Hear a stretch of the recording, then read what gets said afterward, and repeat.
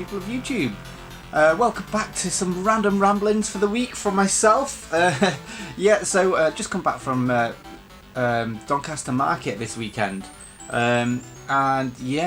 Such a good event. It felt like a revival part 2, except with a few more people, I've not met before, spoke to a lot of over on YouTube and through WhatsApp and everything.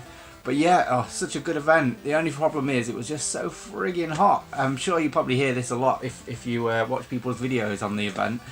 But yeah, it's just absolutely, I think it was the hottest day, and when you've got so many people in such a small room, it just raises the temperature even more. I mean, that was only downforce, so let's just stop there. But yeah, so this is the second time I've tried making this video, mainly because it was so bloody hot yesterday. Didn't have myself a drink. So I was just like gagging by the end of it.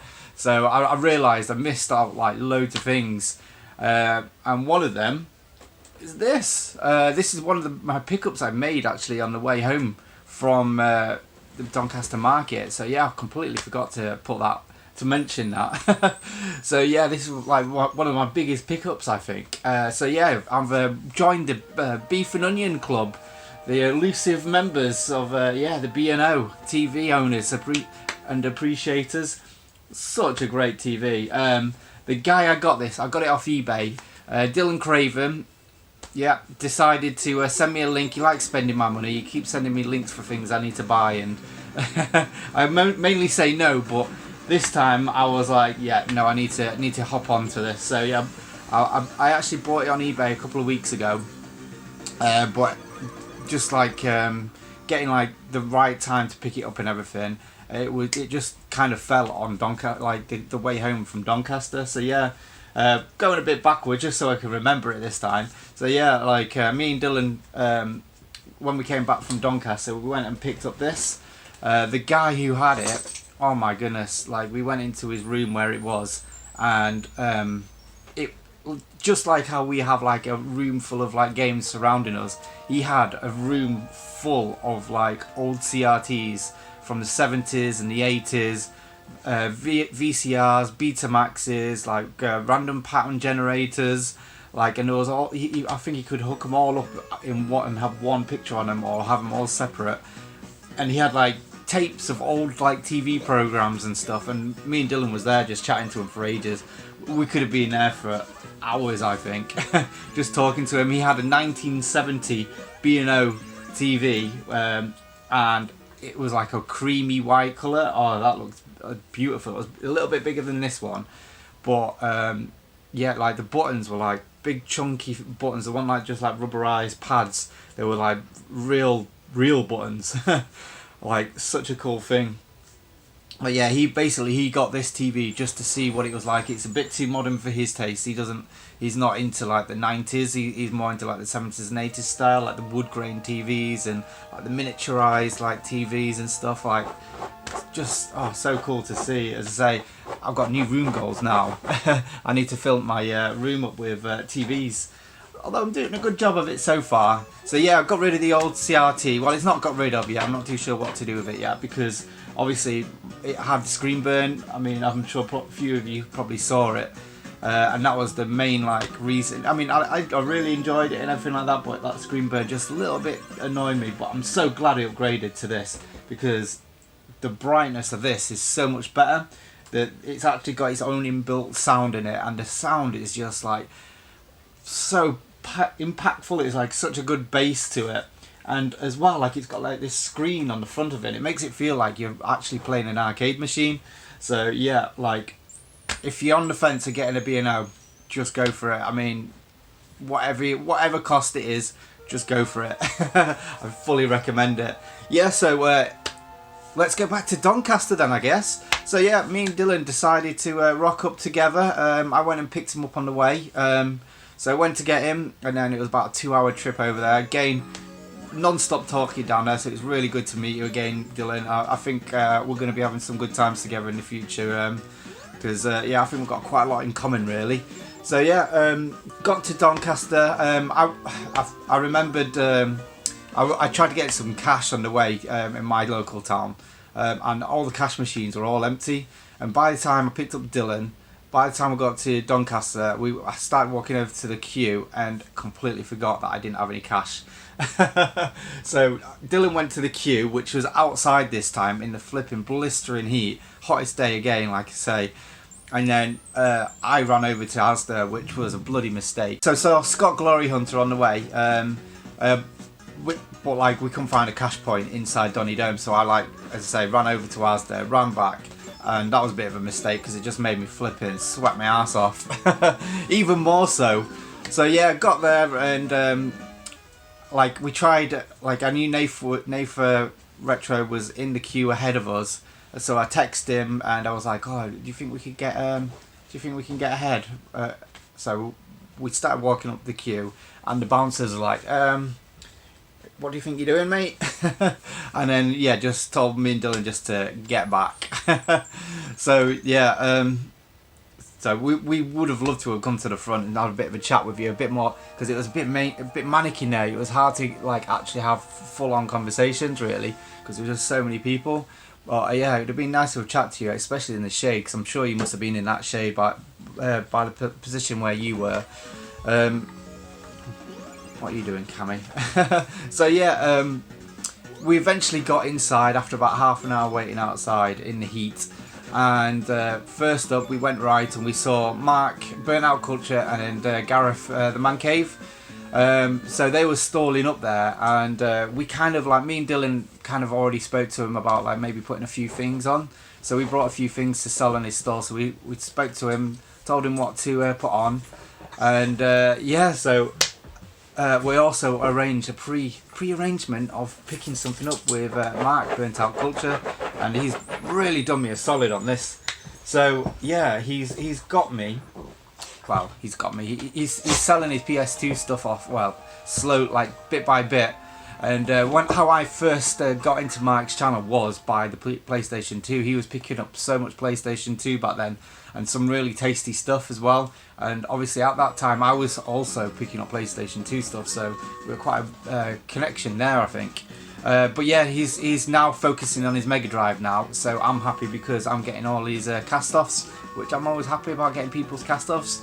So yeah, first up, which is probably a bit of a surprise to some people why I've not got this one, but yeah, I always see this in the car boots and I can never remember which one it is that I'm missing, because I'm only missing, because I always get this and the Midway one mixed up, because there's 3 of them, 2 of these, and I always mix up which one's which. So I don't want to buy it and then end up having to take it to CX and lose money for it, because it's not an expensive game or anything like that, but this is a proper quality little selection. It's got like, so it's got Bubble Bobble, Rainbow Islands, Operation Wolf and Thunderbolt, Space Invaders, so it's got all of like the classic arcade games, Super Quicks, which is a favourite of mine, Space Gun as well. Now, Tato Legends 2, if you ever want one of these, Tato Legends 2 is the one to get. That's got like Darius and everything like that on it. But yeah, this great condition and everything like that. And it's even got one of the special art cards that's supposed to come with them. So I think there's 4 separate art cards, and it's a bit of a blind box to which one you get. And I think there's one exclusive in PlayStation 2 and one exclusive in the Xbox. So yeah, happy to get that one. So cheers for that, Mark. And we also got Street Fighter Alpha, the anthology. So that's got the 1, 2, and 3, and the Gem Fighters, which is a bit like a Pocket Fighter, I think. But I think you use gems to use your special moves or something. It's been a long time since I played that one, so I can't really remember. But yeah, Street Fighter Alpha is my favourite out of the whole Street Fighter series. I used to love Street Fighter 2 as a kid. I played all the iterations to death. When Street Fighter Alpha came out, it was like playing an anime. So yeah, again, another one that I've never managed to pick up very well, because every time I've seen it, it's always been in really dodgy condition, disc scratched up to high heaven, and it's just because it's one that I really wanted and it's got a white cover, I wanted it to be perfect. So Mark, this one is perfect, so thanks again. But the pick of the bunch of what we pre-arranged, me and Mark, was Metal Gear Solid Subsistence, the Substance or something, and Subsistence, and I never can remember which one's which. So yeah, this week the one that how you can really tell about this is by the side, because it's the double case one. So the reason why, I think it's got like all extras. I think it's just the same as Metal Gear Solid 3, just a few little tweaks, a few extra missions and everything like that. But yeah, it's 3 discs. I've got a bit of a flipping animal situation going on here. 3 discs, manual, and again, great condition, Mark. So thanks again for this. Like, this is one that's been like eluding me for a long time. So Mark did me, as I say, Mark did me a solid on that one. Like, it wasn't even a good deal. It was like I basically robbed him. So definitely when I see you next, we're going to be definitely hitting them tequilas hard on me. So cheers. So yeah, next up, so I saw from there after speaking to Mark, I saw Nath Retro and Pete Fighter 2. So I was chatting to them really quickly. But because I got in there and I was absolutely roasting, I couldn't just. We had a bit of a chat, but it wasn't like a long enough chat. I just needed to acclimatise myself first, so I needed to keep moving. I couldn't just stay still with being as hot as I was. I just felt like, again, like I think a few people have already said already, it was just overwhelming. Just so many people, so hot, and so many things to see. It was just like, yeah, just overwhelming. But that being said, it was still, as I say, still a great event. So yeah, so I started walking around, and I saw my mate Adam from Retro Collect, and he was stalling up there. So yeah, I had a few words with him, and he had a couple of things that I wanted. So first up was, get these ones out of the way first. So I got a couple of Saturn games from him. So first up was The Lost World, which, it's all complete. It's in average condition. I mean, it's been used. Like, it's got a little bit of scuffage there, but apart from that, I mean, from the spine, it looks great and everything. So this is one of the hard case ones, which is pretty cool. I still prefer the original cardboard box ones though, because that really has the nostalgia for me. Next up, we've got Crusader, which is in a double case one. It's I think it's EA that do these or something. So yeah, it's only one disc, but manual and everything. This one's a lot better condition. This is really good condition actually. But I was actually looking at this like a few days before, because it's like an isometric sort of like run and gun, except a bit more adventure-y. And it really reminds me, I don't know if anyone's played this or anything like that, but it really reminds me of a game on the SNES called Shadowrun.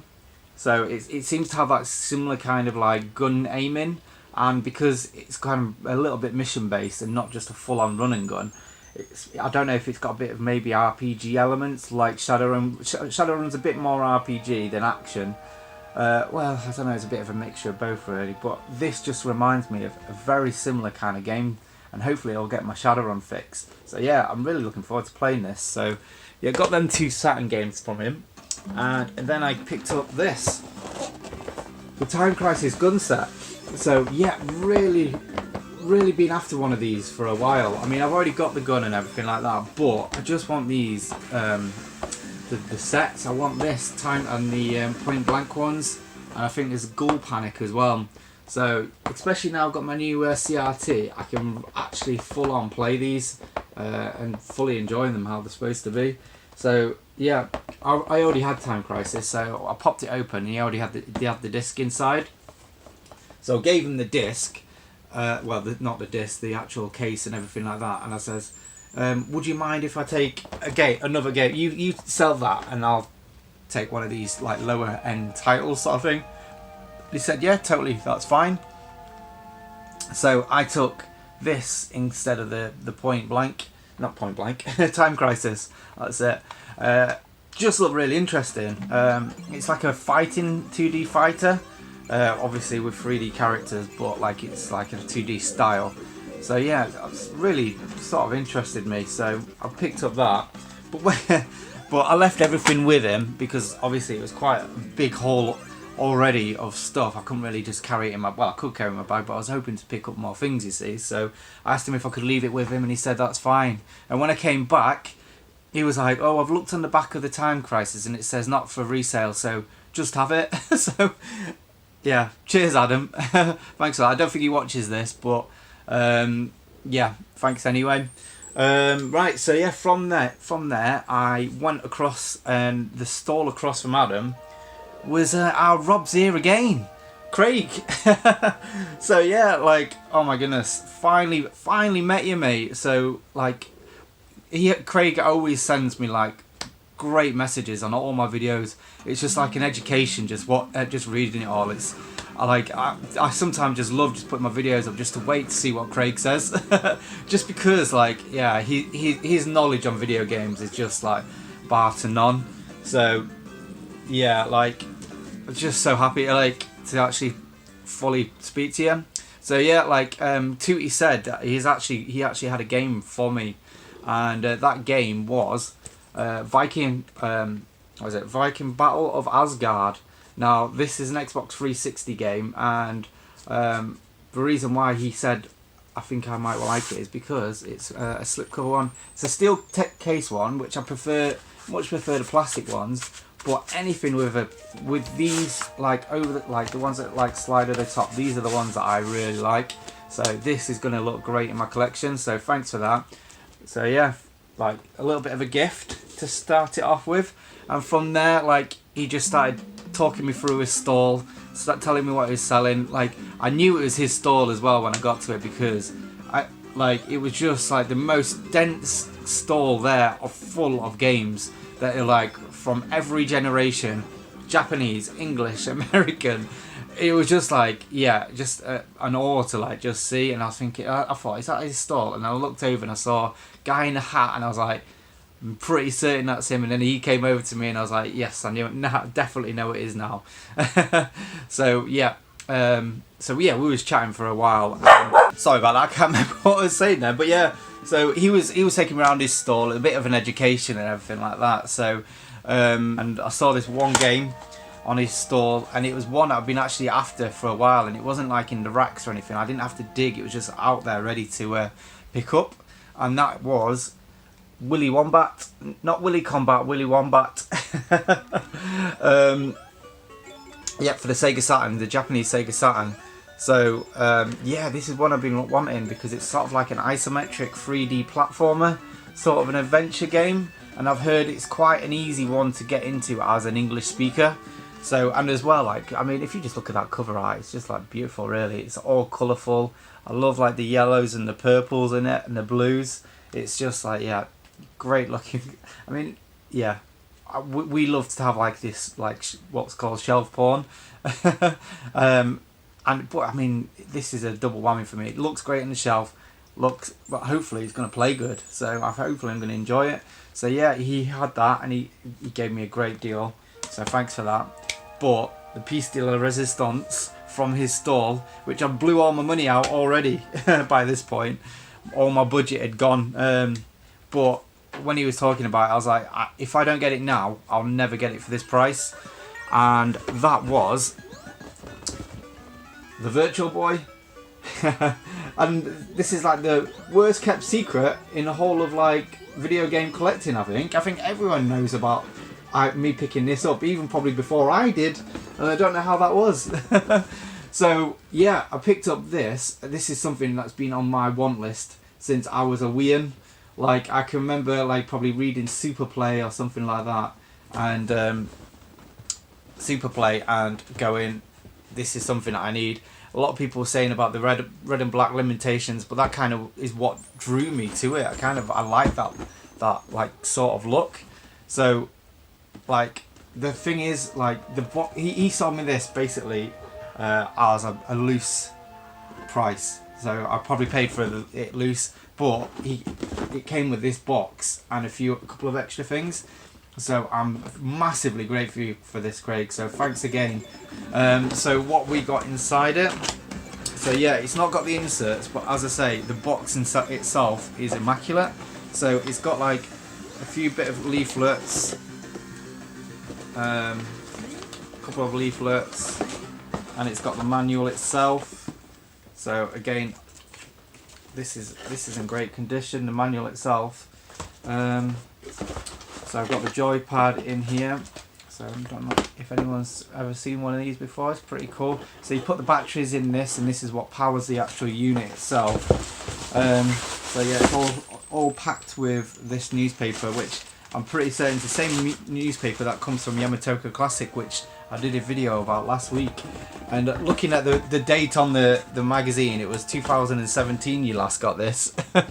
So yeah, so the actual thing itself is this. So now I'll be able to do my VR responses and like it'll look really professional.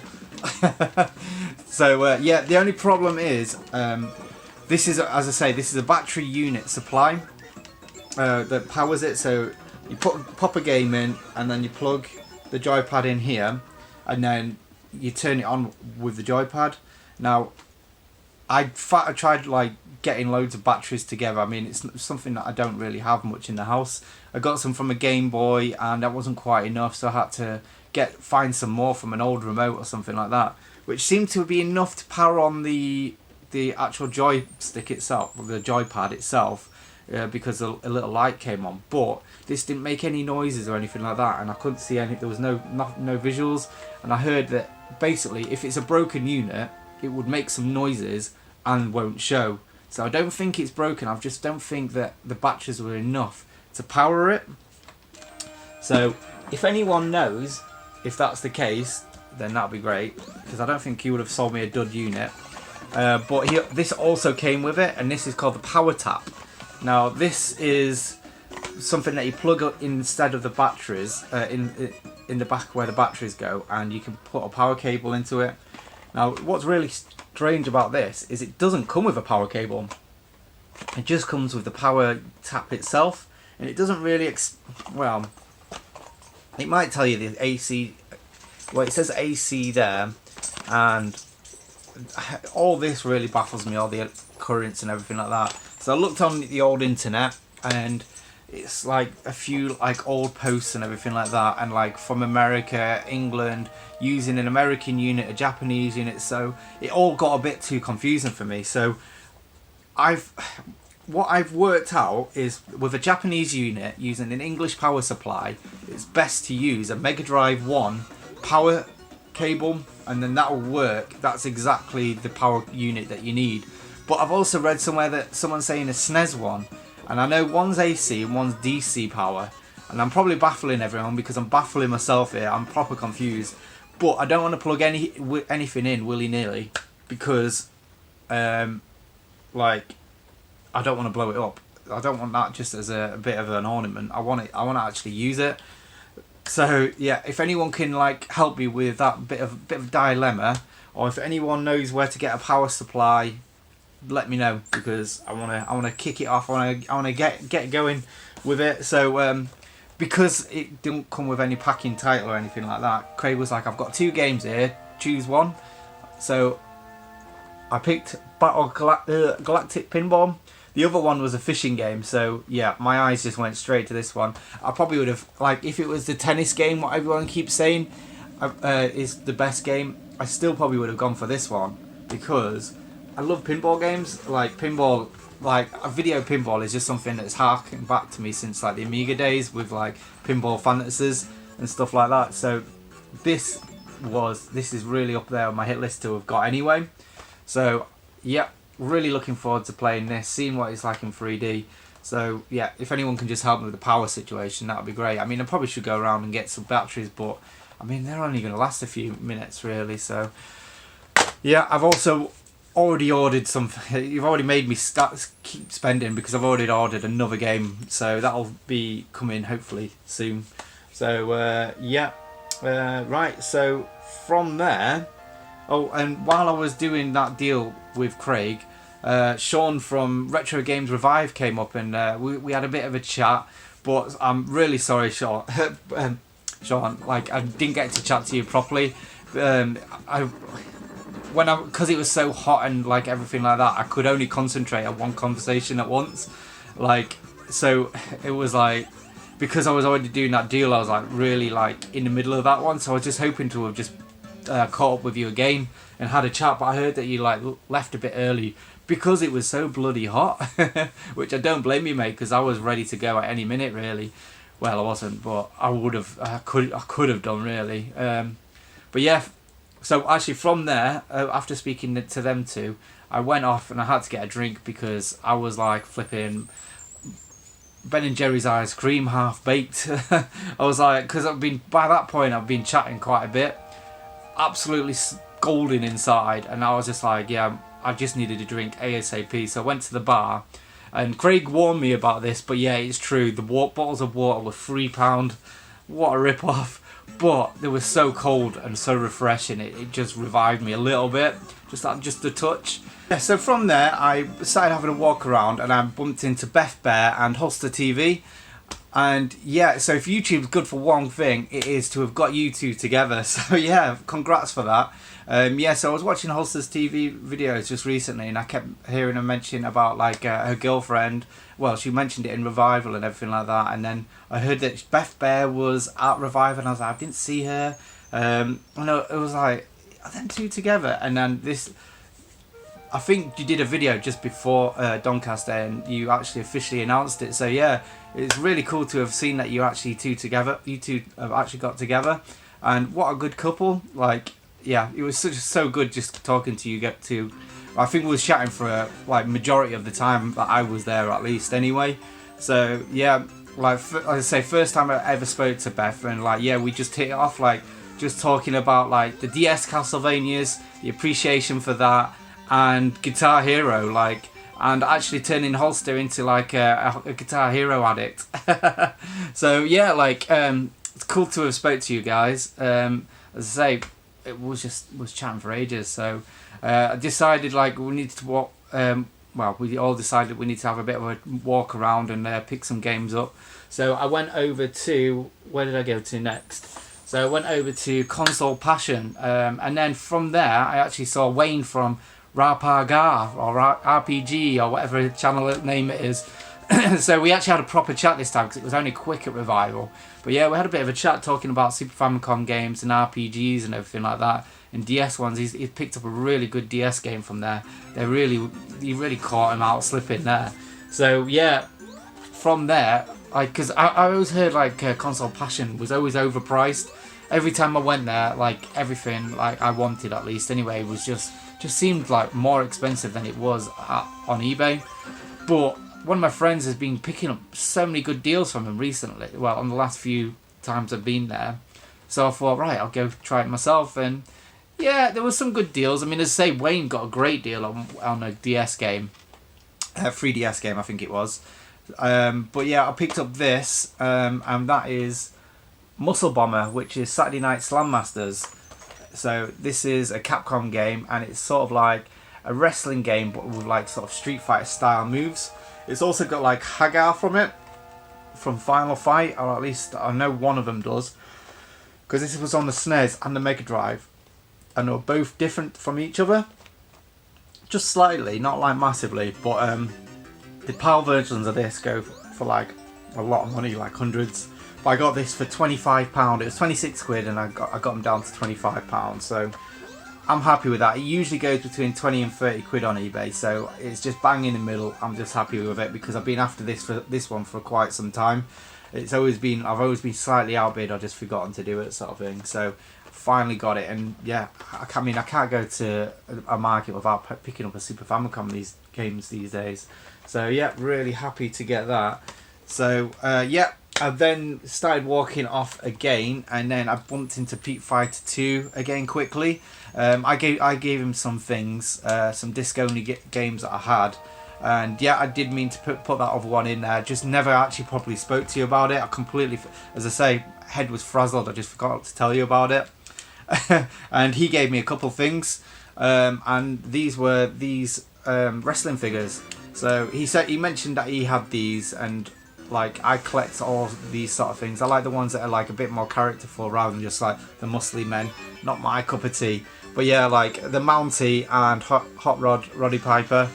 So yeah, cool to have. Like well played, but that's kind of what I like. I mean, I'd love to have more mint and pristine, but all the ones that I've got are all exactly the same as this. So yeah, cheers for that. So yeah, so again, I think I bumped into Holly and Holster and Beth Bear again, and Scott GloryHunter as well. Like I mean, I kept seeing Scott all the time. Just kept like being a pinball sort of link. Like just kept seeing me every few minutes sort of thing. He must have been running around that place. I didn't see what he picked up. I saw a couple of them, but he must have got a lot of stuff because just how much he was going around it all. So yeah, he just kept teasing me about getting a game that I've been after as well. So yeah. But yeah, speaking to the holsters and that again, and then yeah, and then Dylan came up to me again, and he basically told me what time it was, and I didn't realise. And by that point, I think I'd been up 2 rows, Mark's row and Craig's row, and then just at the end, just picking up the console passion things. And that was 3 hours gone, and I'd only done that. So I was like, right, we need to go around, start going around. And from there, straight away, I went into Lewis's store, and Lewis, Wish Wash, whatever it is. So yeah, I forgot that he was actually stalling, to be honest. So it was nice to have seen him, and it's first time I've spoke to him as well, which I would have loved to have had a bit more time to actually spoke to, because I had a bit of a deadline to have left really, so I could pick this up. So yeah, it would have been good to have spoke to you a bit more, but like yeah, just in a rush. But he was one of the first channel, well, not the first, but I've been watching his channel for quite some time now, because he does exactly the same as me. He does all the car booting and then trading up at CX, and his videos on that are like spot on. I mean, I'm sure everyone knows who he is, watches his videos anyway, but yeah, it's spot on what he does. It's exactly what goes on in my head, but he visualizes it on the screen. So yeah, really good channel, and he's got like a full Dreamcast set, so that's brilliant, mate, brilliant. So yeah, from there, I think across from him, I think it was, I can't remember now, but then I bumped into Tutti patted me on my shoulder and said, "You've stolen my Virtual Boy." So yeah, like he had his eyes on the Virtual Boy as well, but I guess I just got there just that little bit quicker. So yeah, I'm glad I did, because well, I would have been happy if Tutti had got it as well. I mean, I think if any of us got like what had it or anything like that, I'm just happy to see it in someone else's collection. I love watching these videos, so if anyone's happy to pick something up, I'm happy for him. So but I'm just glad, yeah, I'm glad I've finally got one in my collection now. So but yeah, so saw him really quickly, and I never saw him again. He just disappeared, so I'm assuming that he would have been in the bar after that. So having a bit of a drink at the bar. Oh, I think I've just knocked the camera. Yeah, so from there I went across, and I think I saw Old School Variety Face. So yeah, again, love to have chatted to you more. We had a right good chat, just talking about synths and music production and stuff like that. But then how rude, someone came along and wanted to buy something from your stall. So I left him to it. I saw Rob quick, said hi and everything like that. He was on, I don't know if it was the same stall or the one next to it. But yeah, I left you to it, because if I started chatting to you again, I'd have been there for another hour, I think. So yeah, started walking around, went to Scottish Allen's store, started looking, just flicking through, but then I was like, I've just not got time for this. So again, I just started running around, and then who did I see? Danester's stall. Yeah, so said a hi again to Danester. Always good to see you. It's always a right good laugh when I speak to you. Right, lots of wit on you coming from you. So I love hearing that from you. So there's always one thing in there. So yeah, I forgot one pickup that I forgot to say. So I was running around and I saw this on someone's stall, and he had it out, and I was just intrigued about to see like what sort of like the throw and the joystick is. So it's a nice little clicky machine, but yeah, it's very loose sort of. It's not like brilliant. So he saw that I was interested in it, and he was like, "Oh, make me an offer. What do you want?" And do you want it? And I was like, I'm not fussed about it, because obviously it's a big thing, and I've not really got space for it. I've just bought that big Virtual Boy, so I've not got any space. So I was like, I would only say, I don't want to offend you, but I'd probably say something stupid like a $5, and he says, "Well, take it." And I was like, "You're joking me." So for a $5, that's sort of like car boot prices to me. So for that, I pick this up. It'll probably just go into storage until I actually want to use it. So I will use this. I will give it a go. I don't think I'll use it for much. I don't think I'll probably play it and go, that was alright, or hopefully that was good. But it's just cool to have it. So yeah, so it's Sony branded ASCII-ware. So yeah, it's not the best, but it's pretty cool. I do like it. It's pretty cool to have. So yeah, again, this will probably just go into storage. But yeah, sorry about that. That is definitely the last thing, because I was just putting everything away and then I just noticed this. I was like, damn, forgot about that one. Always one. So yeah, again, thanks for watching. Bye. Yeah, so from there, run off and then I went to Mark's stall again, and he told me that I'd sold the game. So from that, from the money that I sold the game with, I bought the game from him. So I actually bought another game from Mark, and that was R-Type Dimensions. So this game, I don't know, again, this is another game I don't know why I didn't pick up. So, well, I do, because it's a limited run game from Strictly Limited. So it's R-Type, the original R-Type, like redone and just like remastered. R-Type 1 and 2, sorry, redone and remastered.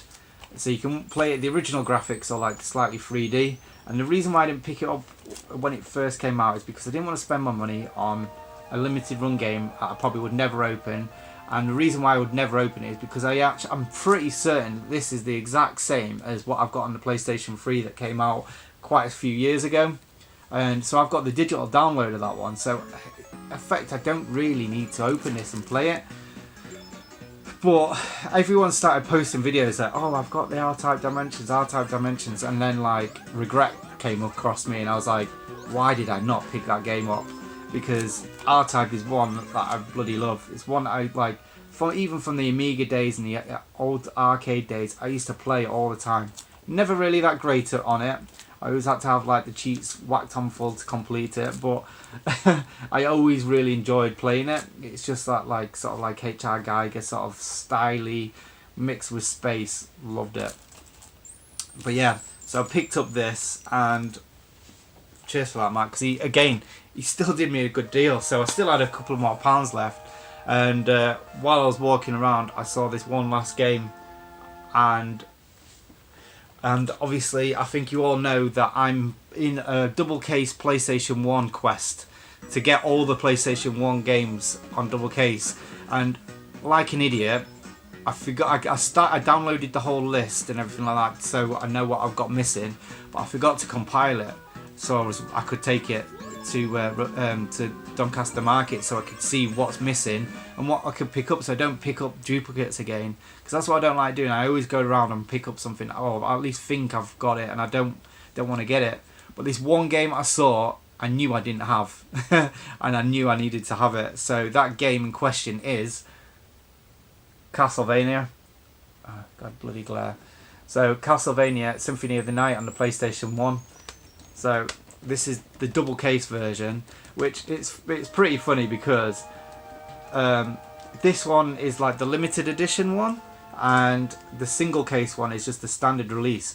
But I'm pretty certain the standard release is a lot rarer than this. This one seems to always pop up on eBay, and it always commands a really high price. Now this one has got £180 on the sticker, so straight away I knew I was in for a good deal. But I was thinking something can't be quite right, because I think this usually goes around 260, and I've even seen it for 300 quid sell for, which is ridiculous for a game, because this isn't even rare, it's just sought after. I mean, it's not easy to come by, but it's not rare, definitely not rare. But there's a lot of Castlevania fans, myself included, so, and we're all idiots. But yeah, the condition of the disc, immaculate. There's a few really light scratches on it, nothing to worry about or anything. Comes with the manual, which is in really good condition, probably between an 8 and a 9, so really happy with that. The case itself has got a bit of a crack there, but I mean, again, I could easy upgrade that. And it comes with the art book, which is really good actually for like an old school thing. It's kind of got like textured paper and everything like that. So yeah, it's hard to show because it doesn't open very well. So yeah, just really cool to have. As I say, it's not this one's a bit worse wear, probably about a 7 or an 8. It's got a few creases on it, but nothing too bad. Now what the problem about this is it's got no music CD. Now I ummed and ahed about it because I would have liked it as a fully complete thing, but I mean, I don't think I'll ever get Castlevania for this cheap again. And even though it was cheap, I still went and put in a cheeky bid. So it was Lee's Deals from Bradford who was there, and I went, from 180 quid, will you take 150? And he was like, he looked at me and he just smiled and he said no. So yeah, but he gave me a counter offer, I think of 170, and then we just toed and froed, and we came down to £165 for this game, which is a lot of money. But again, I'll never get this again. I know it's missing the CD, but I would rather have the artwork and something visual to look at than the actual CD. So, and I've actually got this in my collection, which again it's sort of a placeholder, but I've got a feeling this will be my definitive one that I'll actually own. So I'm really glad to actually have this in my set now. So everything now is going to be easy to collect. I've got one semi-hard one to get, which is an RPG, probably 60 to 80 pound for that one, and then everything else is probably like 5-10 quid games. So the end is nigh. Everything is now downhill from that set. So really looking forward to completing that set, and really I'm so happy to have this game. I've completed it multiple times already, so it's sort of like more of just like a bit of shelf artwork really. But again, love it. I love Castlevania, so really happy to get it. So yeah, I've got a lot of good stuff at this Doncaster market. I've overspent, but I think this is the first time I've been there as a YouTuber, like where people actually know what I look like. I think last time I went, I was doing YouTube videos, but I was doing it like not face on, so people didn't know who I was, and I didn't want to disrupt people who was talking to say hi, I'm Eddie sort of thing. You might know who I am. But now it was good because everyone knows who I am, so it's easy to come up to people and speak to you all. But that's also a bad, well, not bad, but also a bit of a problem, because now I can't actually go around rummaging stealthily through all the aisles. Before I would do like all 3 aisles within like 2 or 3 hours and like have stacks of games and everything like that. But now it's like more of a social event. But to be honest, that was good by me, because there's not really much I need now. I don't need anything. I've got everything that I need. It's just nice to pick a few extra things up. So now I think these markets are going to be, going forward, more of a social event, a bit like a revival, to be honest, because a lot of people from the YouTubes all go there, and not only just that, but like some of the sellers, like we're all starting to like know each other a bit more, so we're all just chatting away, talking, and it's more about that now. I think that's quite good. It's more of a social event than a buying event now. So yeah, I'll keep some of car boots for the actual buying, and I'll still put some money away for these Donny markets and everything. But I think now I've just got to think, yeah, I'm there to see people. So yeah, it's a real good change of like how these markets were for me, because as I say, my head was down. Looking back, I've seen some videos where I was looking out for Mark Burnout Culture for something. I think I had a few things from him in the past, and I never saw him. But when I looked back in a video, he was like stood next to me or something on one of them, and I was like, that's the kind of thing like Doncaster Market usually is, where people are just more focused about buying games. But now it's more focused about like speaking to people and having fun, I think. So yeah, great event sort of market, and only dampened by how hot it was. The amount of people that was like sweating their asses off there. I've never seen so many sweaty t-shirts, mine included. Like it was just blistering. I'm hoping they might do something about it next time, because I don't think it's really good. It's a really good location. Doncaster Dome is a really good location. It's a really good size, but when it's hot, it's too hot. and they need to do something about it. So whether or not it's going to be in a different location next time, or well, actually I think they've actually already pre-arranged the dates for next year, so it probably will be. So I'm hoping they'll do something about the air conditioning. I mean, put us in the ice rink, put us on the ice. I think that's what we need to do, because I've got a big ice rink there. We need to be in that room. So yeah, anyway, thanks for watching, and yeah, and thanks for all the new subscribers. So see you in the next one. Bye.